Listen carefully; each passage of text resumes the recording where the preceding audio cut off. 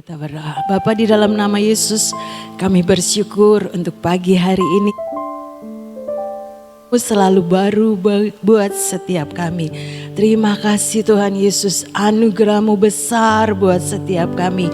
Kami boleh menikmati hari-hari kami bersama dengan Engkau.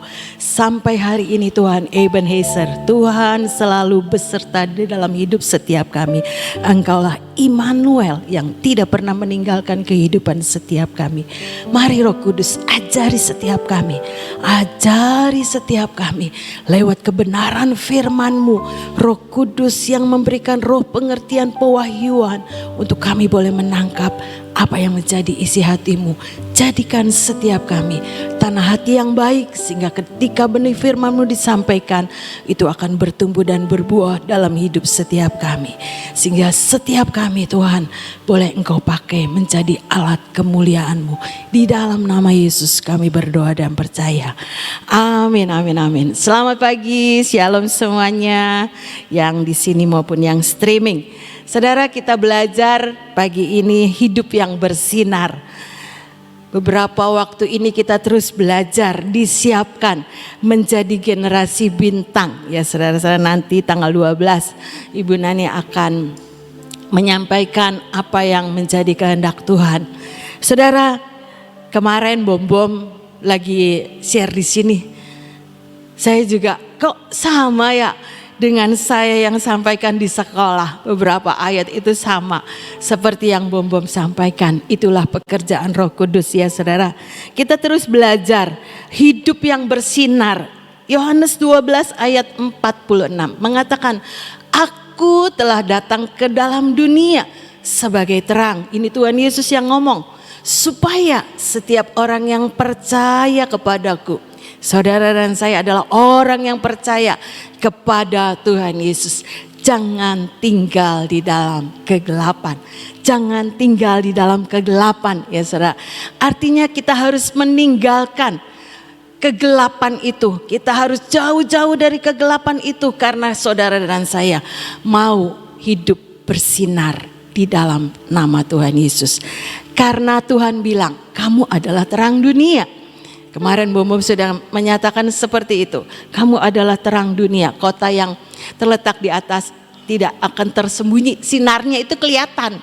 Kota yang ada di atas, apa gitu ayatnya Matius 5. Matius 5.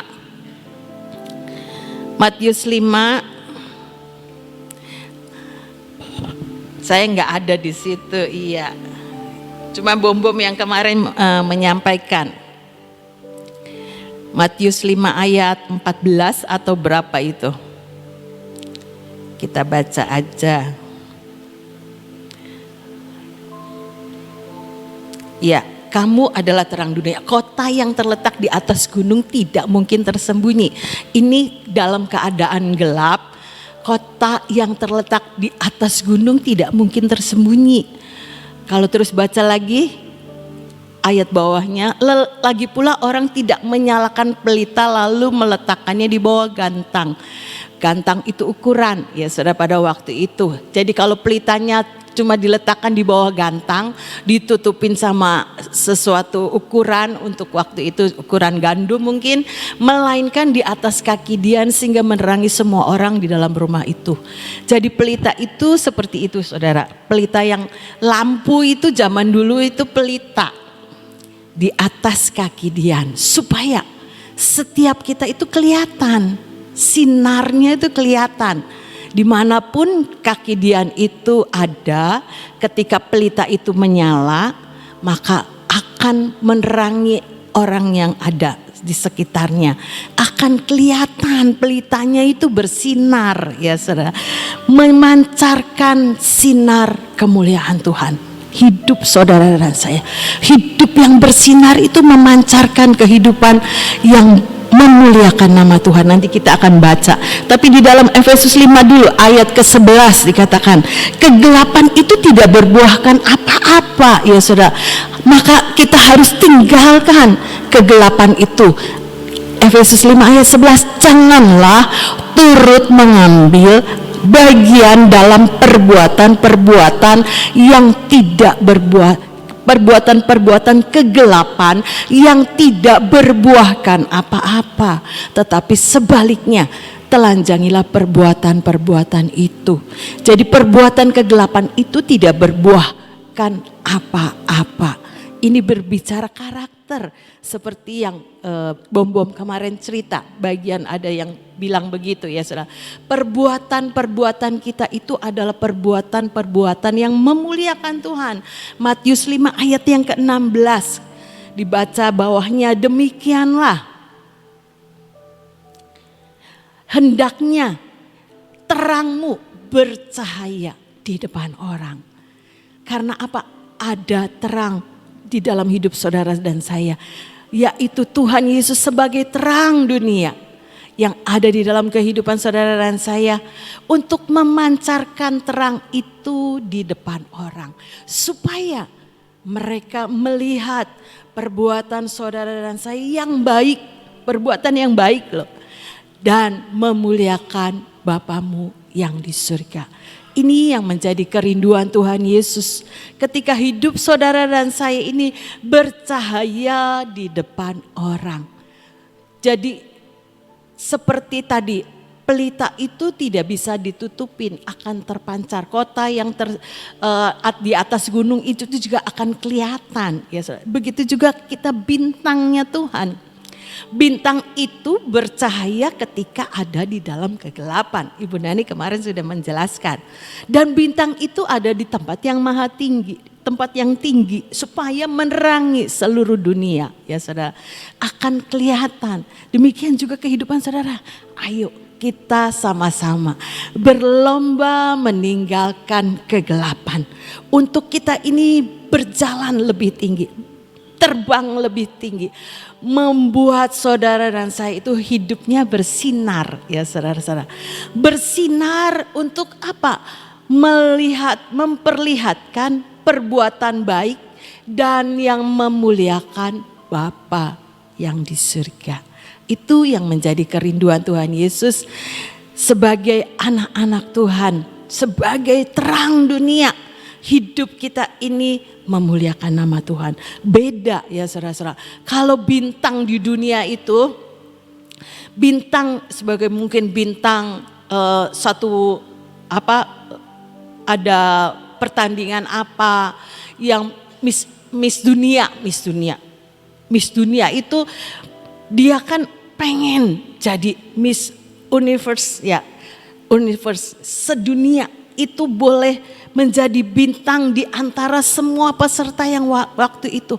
Tapi itu kan keinginan dunia. Ya, mungkin mendapat sanjungan, mendapatkan kehormatan, mendapatkan hadiah-hadiah yang luar biasa. Itu bintang secara dunia.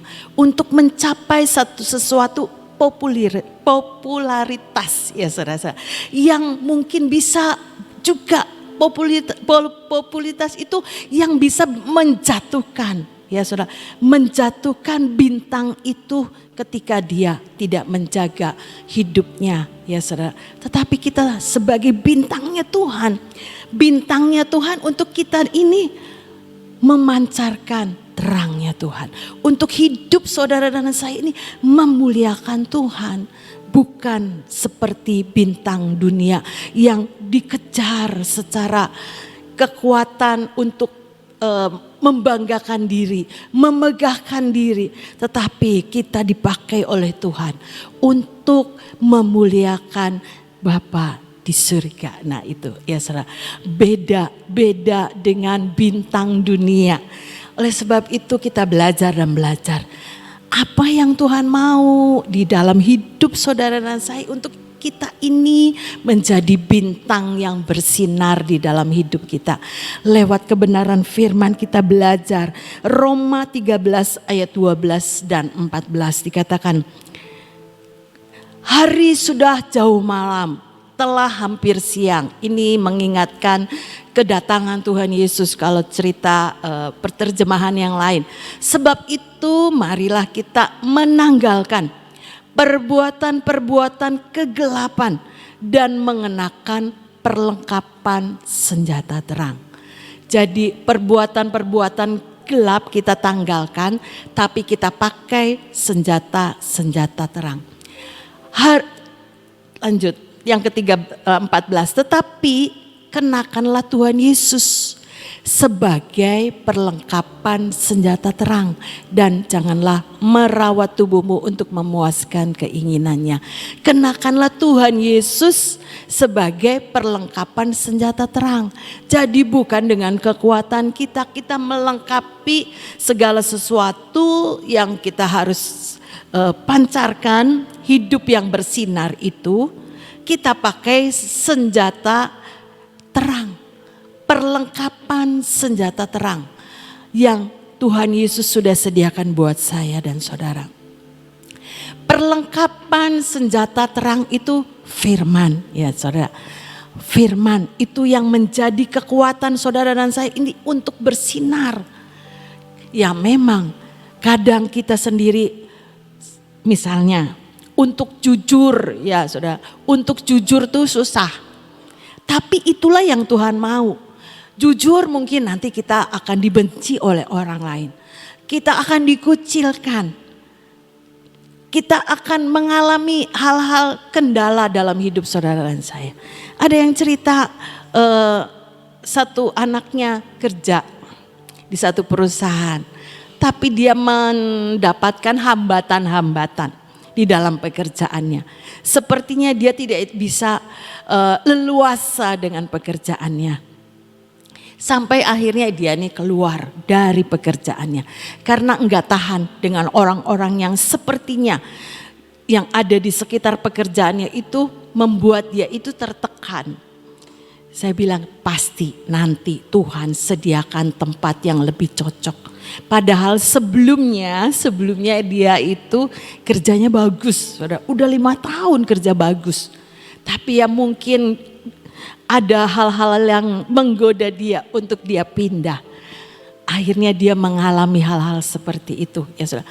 Banyak kendala-kendala di dalam pekerjaannya.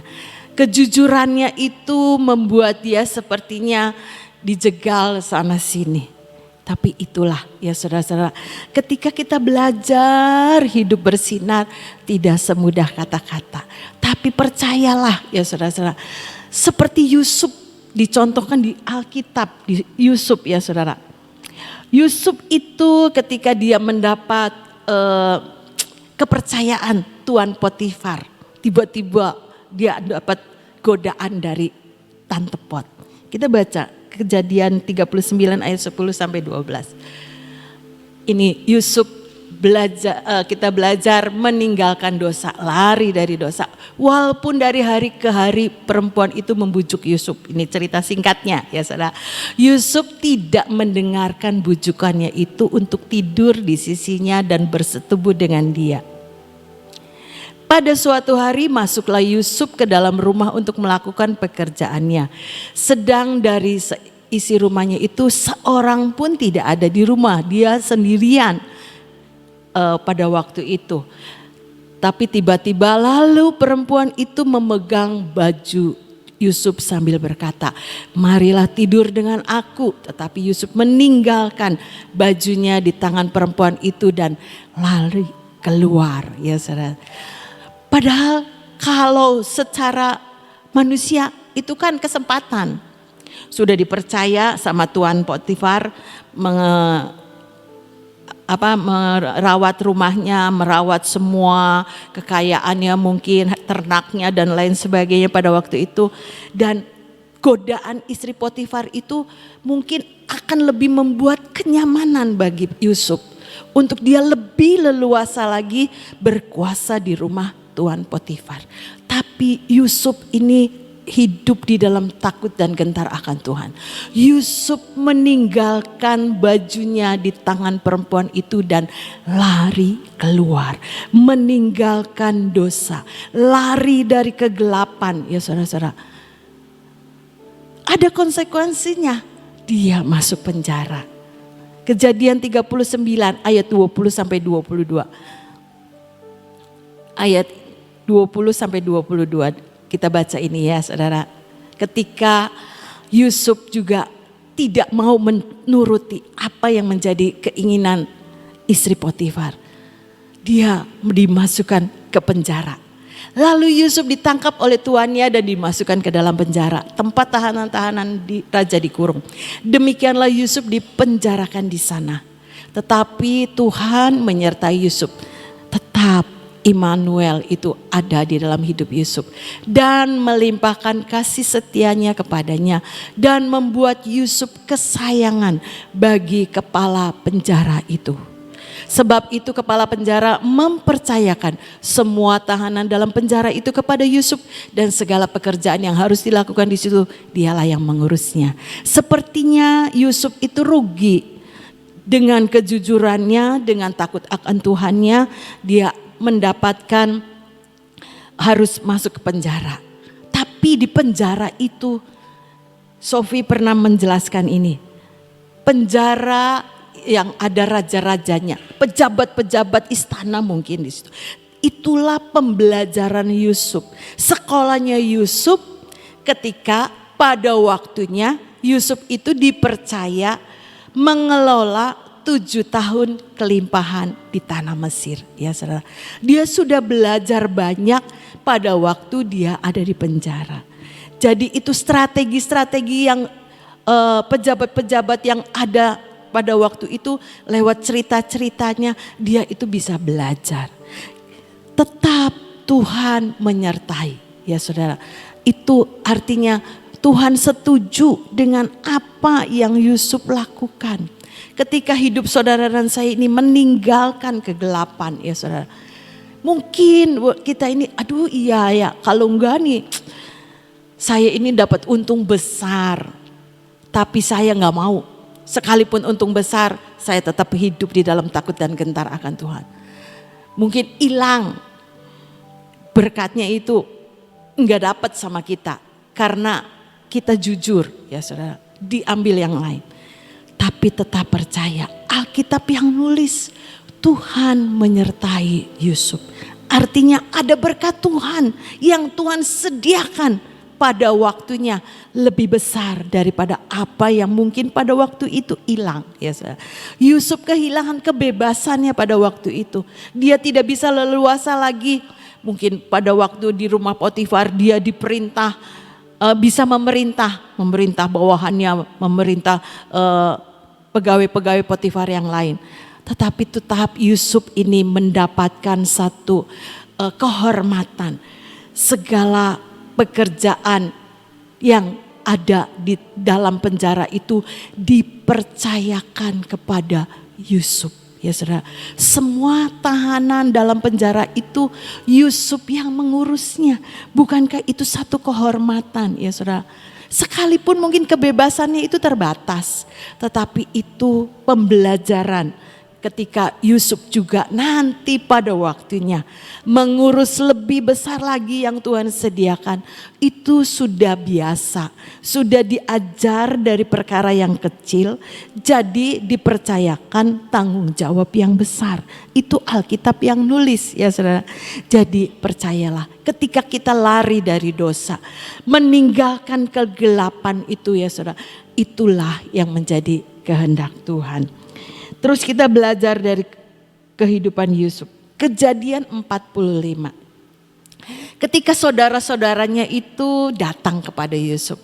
Yusuf pada waktu itu sudah jadi seperti Mangkubumi, gubernur terjemahan yang lain. Sudah punya kedudukan, pejabat di dalam kerajaannya Firaun waktu itu ya saudara. Ayat yang ketiga dan sampai 5. Dan Yusuf berkata kepada saudara-saudaranya, akulah Yusuf, masih hidupkah Bapak? Tetapi saudara-saudaranya tidak dapat menjawabnya sebab mereka takut dan gemetar terhadap dia. Lalu kata Yusuf kepada saudara-saudaranya itu, marilah dekat-dekat. Maka mendekatlah mereka katanya lagi, akulah Yusuf saudaramu yang kamu jual ke Mesir. Tetapi sekarang janganlah bersusah hati dan janganlah menyesali diri. Karena kamu menjual aku ke sini sebab untuk memelihara kehidupanlah Allah menyuruh aku mendahului kamu. Saudara-saudaranya gemetar ketika dia tahu itu adiknya Yusuf yang mereka dulu buang ke sumur, yang mereka jual ya saudara-saudara. itu membuat mereka gemetar, takut menghadapi Yusuf sebagai penguasa pada waktu itu. Tapi Yusuf tidak membalas kejahatan daripada saudara-saudaranya, tetapi Yusuf membalas kejahatan dengan kebaikan. Dia menerima saudara-saudaranya, bahkan mereka dibawa ke tanah Mesir sampai Yakub seluruh keluarganya tinggal di Goshen. Ya saudara-saudara, Yusuf menjadi pelaku firman, tidak membalas kejahatan dengan kejahatan, tetapi kejahatan dia balas dengan kebaikan. Karena apa? Karena dia mau membuang kegelapan yang ada di hidupnya. Menjadi pelaku firman itu juga harus ada dalam hidup saudara dan saya. Belajar dan belajar tidak semudah kata-kata ya saudara-saudara. Senjata kebenaran yaitu firman Tuhan. Senjata terang yang harus kita pakai, kita gunakan yaitu firman Tuhan. Ketika kita belajar menghidupi firman Tuhan, tidak semudah kata-kata. Ada harga yang harus dibayar mungkin, ada air mata yang harus kita keluarkan. Tapi percayalah, ada Roh Kudus. Roh Kudus yang disediakan Bapa menjadi penolong untuk hidup saudara dan saya hidup di dalam kebenaran firman Tuhan. Jadi bukan dengan kekuatan kita menghidupi semua apa yang menjadi keinginan Tuhan. Sehingga setiap kita itu belajar dan belajar menjadi pelaku firman. Seperti Yusuf tidak membalas kejahatan saudara-saudaranya dengan kejahatan. Tapi kejahatan yang sudah dilakukan oleh saudara-saudaranya dia tidak ingat lagi.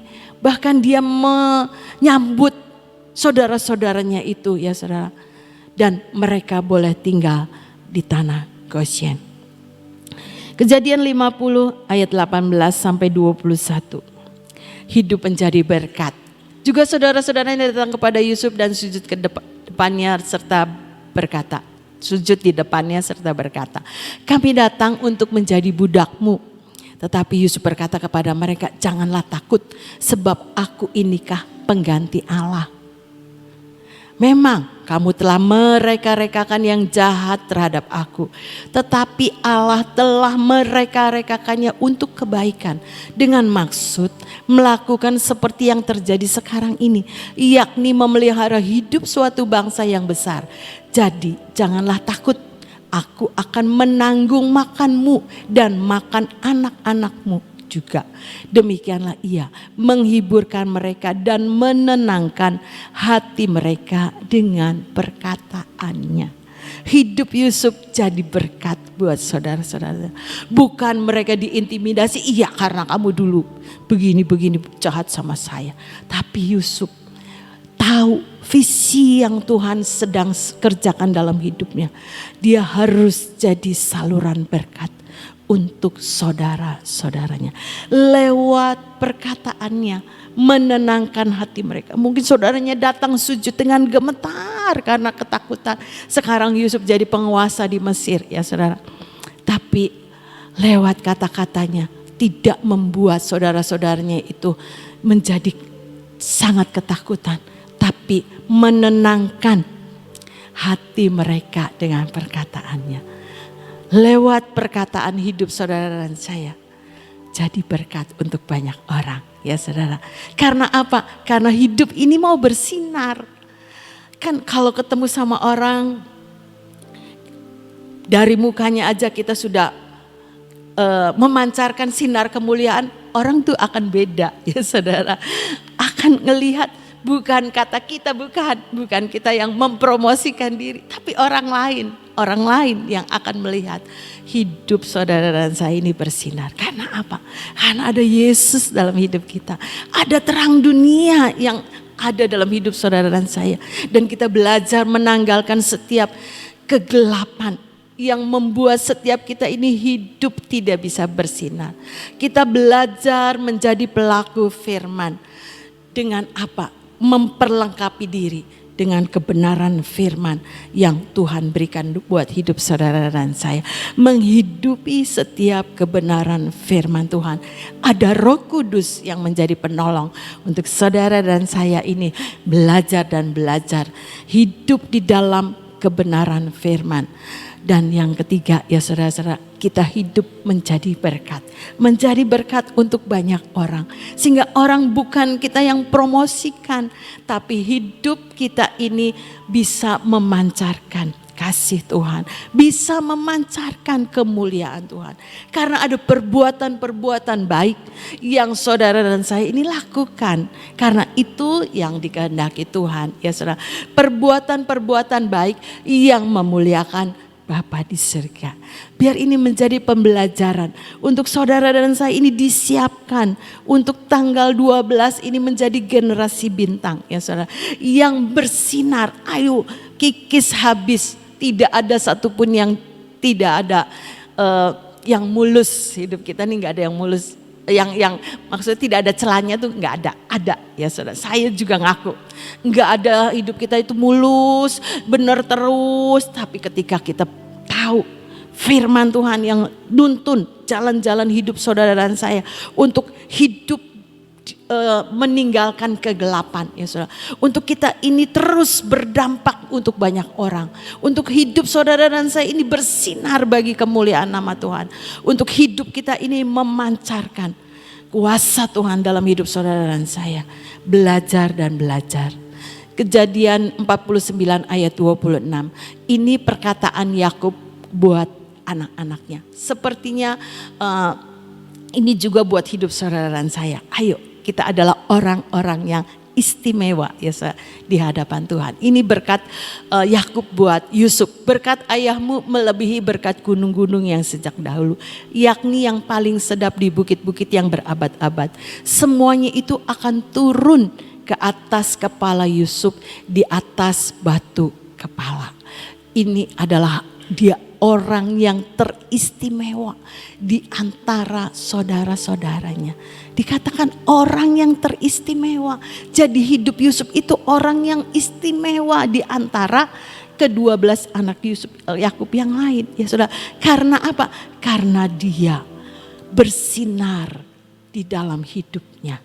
Tidak hidup di dalam kegelapan. Sekalipun sepertinya jalan kegelapan itu sudah saudara-saudaranya itu rencanakan. Ya saudara-saudara, dimasukin ke sumur, dijual, dibawa ke Mesir.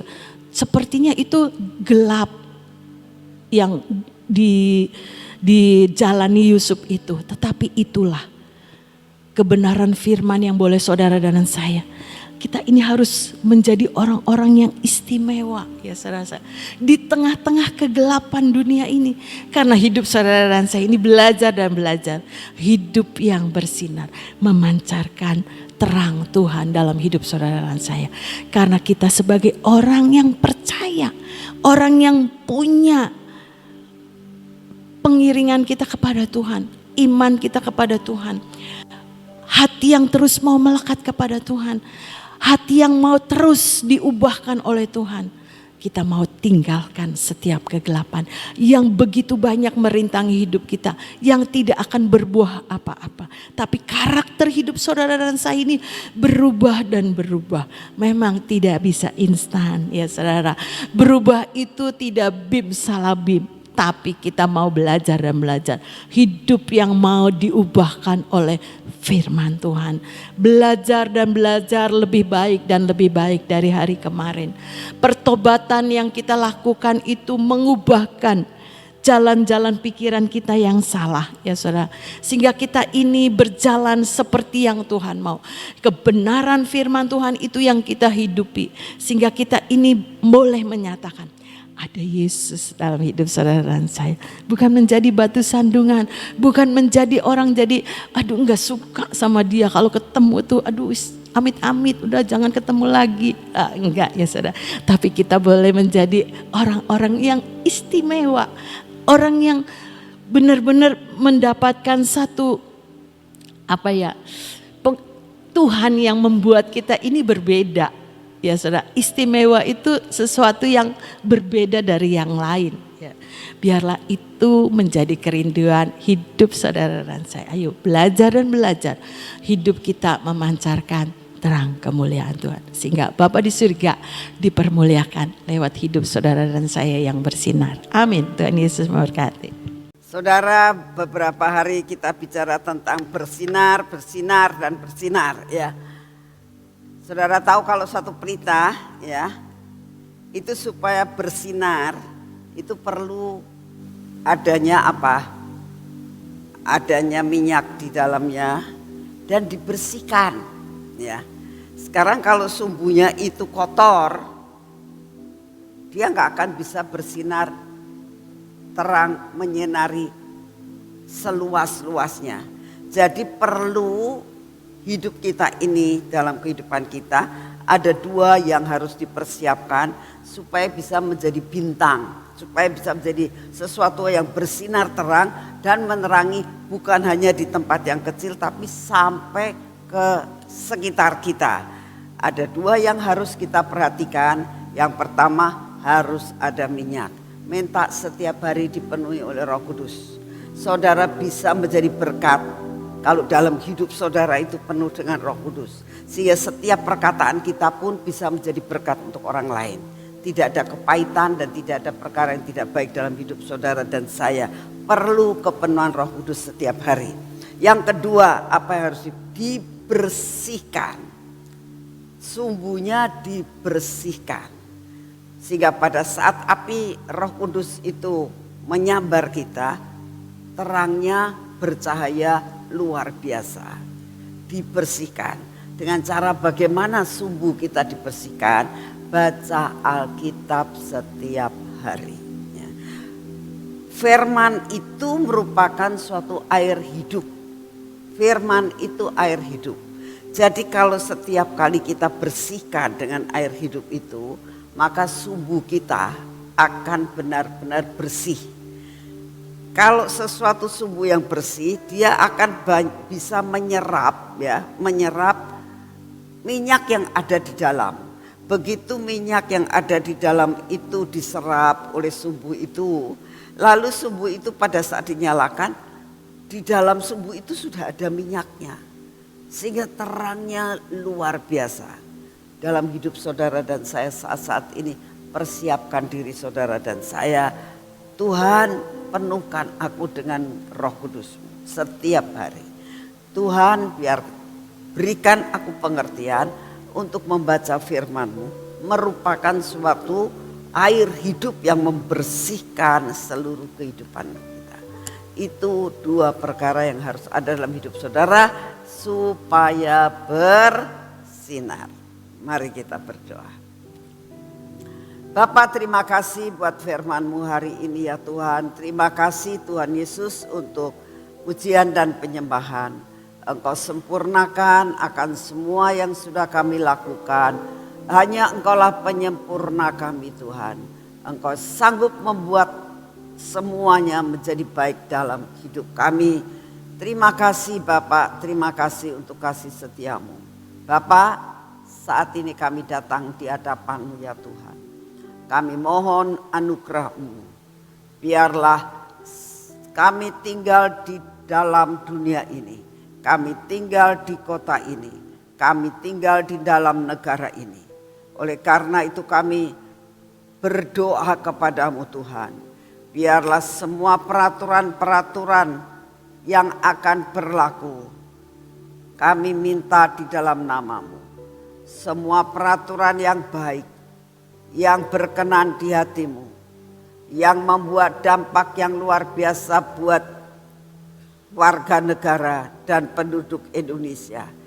Itulah yang bisa terjadi. Semua peraturan yang tidak berkenan di hati-Mu, yang tidak membawa dampak yang baik buat bangsa ini, Engkau sendiri ya Tuhan yang membuat reka-reka yang kami tidak tahu caranya bagaimana. Tapi Engkau sanggup untuk melewatkan Tuhan dari bangsa dan negara kami ini. Terima kasih untuk semuanya. Karena kami tahu Tuhan, semasa belum waktunya masa penganiayaan, semasa belum waktunya semua dipersempit, adalah masa penuaian besar-besaran harus terjadi.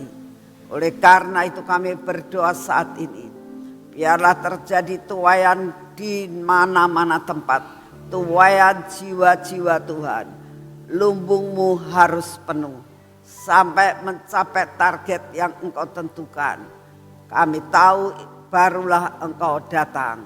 Kami percaya Tuhan, lawatan jiwa-jiwa akan terjadi di seluruh Indonesia, di seluruh dunia ini. Di 5 benua akan terjadi lawatan. Di seluruh pulau-pulau di Indonesia, Engkau akan memberikan lawatan yang luar biasa. Engkau akan menyulut api-api kegerakan. Engkau akan menggerakkan setiap anak-anak-Mu untuk menjadi berkat dimanapun juga mereka berada. Tuhan, bekerjalah dengan kuasa Roh Kudus-Mu. Terima kasih untuk kasih setia-Mu.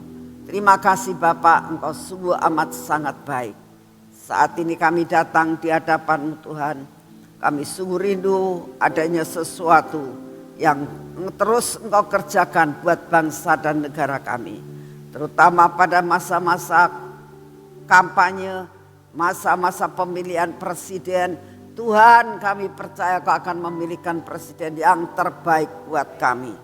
Sehingga dapat meneruskan akan segala sesuatu rencana-Mu yang luar biasa atas bangsa ini. Maka bangsa ini akan terluput dari kemiskinan. Bangsa ini akan terluput dari malapetaka. Bangsa ini akan terluput daripada segala kehancuran. Terima kasih Bapak, kami serahkan semuanya ke dalam tangan-Mu. Terima kasih untuk kasih setia-Mu. Bapak, kami juga tetap berdoa, biarlah Engkau tilik akan kota ini Tuhan, sehingga Engkau akan turunkan hujan pada waktunya. Kami percaya Tuhan, Engkau akan mengatur akan hujan di kota kami. Dan tidak akan mendatangkan banjir yang luar biasa, tapi tidak panas Tuhan. Tapi Engkau turunkan hujan di tempat ini. Terima kasih untuk kasih setia-Mu. Kami mengucap syukur untuk Bapa seperti Engkau. Bapa, saat ini semua persoalan dalam hidup kami persembahkan kepadamu ya Tuhan. Kau tahu akan semua pergumulan kami.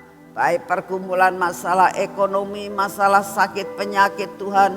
Masalah persoalan-persoalan yang rumit-rumit, yang merasakan pintu belum terbuka.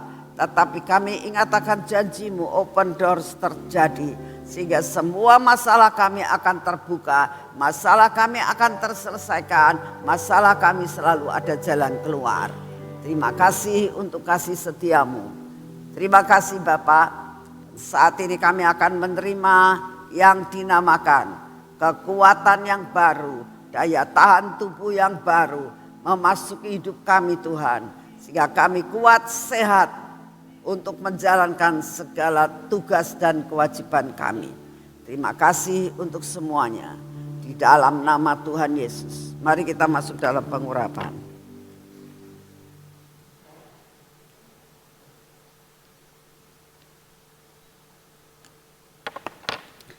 Dalam nama Tuhan Yesus, biarlah pengurapan ini memasuki akan hidup kami, memasuki akan mata kami Tuhan, menguasai akan telinga kami, bibir, mulut kami dan hati kami ya Tuhan. Biarlah tetap semua ada dalam kendali yang daripadamu. Semua yang tidak baik Engkau kikis habis dalam hidup kami. Bersihkan kami supaya sumbu kami boleh menyala dengan full Tuhan. Bapa, kami juga menyerahkan tangan kami olesi dengan minyak. Kami minta pengurapan buat kaki kami ya Tuhan. Supaya kaki kami, tangan kami dalam kendali yang daripadamu. Perjalanan kami hari ini semua mendatangkan berkat. Tangan yang kami pakai untuk bekerja hari ini mendatangkan berkat buat hidup kami dan buat orang lain. Terima kasih Tuhan untuk kasih setia-Mu. Segala pujian, hormat, syukur kami naikkan di dalam nama Tuhan Yesus. Amin. Tuhan memberkati saudara semuanya. Selamat pagi.